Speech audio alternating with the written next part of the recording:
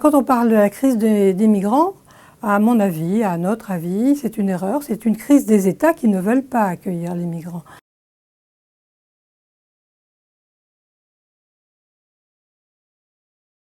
Depuis 2017, j'ai observé qu'à la frontière de Menton, en ce qui concerne les mineurs en particulier, il y a une sorte de jeu de ping-pong entre la police française et la police italienne qui fait que des mineurs qui essayent de rentrer en France en venant d'Italie sont renvoyés en dehors de toute procédure légale et donc tout à fait illégalement en Italie par le jeu de la gare de Menton-Garavan.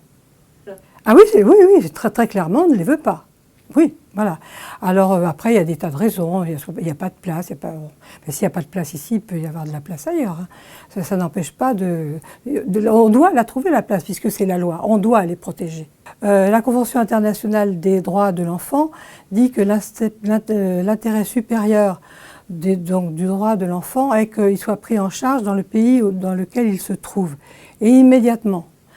Donc tout enfant qui se trouve soit à la frontière, soit en France, doit être pris en charge par l'aide sociale à l'enfance.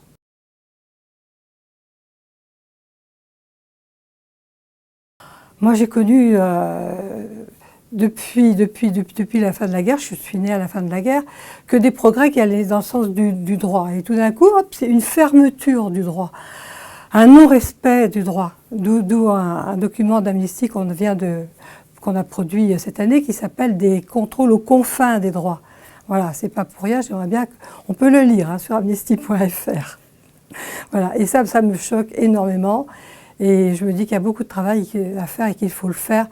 Et qu'il y a tellement de gens, de femmes et d'enfants qui ont besoin qu'on applique ce droit. Voilà.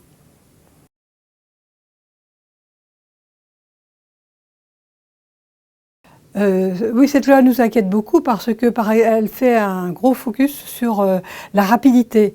Or, la rapidité, c'est bien, mais on essaye de le faire dans les entreprises, ça marche déjà pas beaucoup.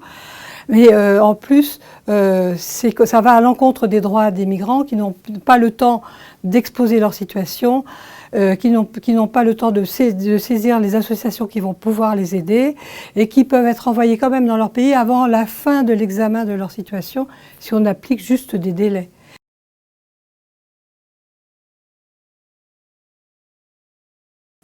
Oui, alors quand on parle de la crise des migrants, à mon avis, à notre avis, c'est une erreur, c'est une crise des États qui ne veulent pas accueillir les migrants. Parce que peut-être qu'on ne peut pas accueillir toute la misère du monde, mais qu'on peut au moins faire sa part. Prendre leur part en établissant les possibilités de chaque pays, suivant sa taille, ses moyens financiers, suivant la population plus ou moins importante. Enfin, il y a des moyens de se répartir les migrants. Par exemple, un bon exemple, vous mettez dans une salle d'un congrès, je sais pas, vous faites rentrer 1000 personnes. Dans ces 1000 personnes, il y a un seul noir. Est-ce que c'est ce seul noir qui va beaucoup troubler la réunion de ces 1000 personnes? C'est à peu près ce que ça ferait un migrant dans un État par rapport à la population.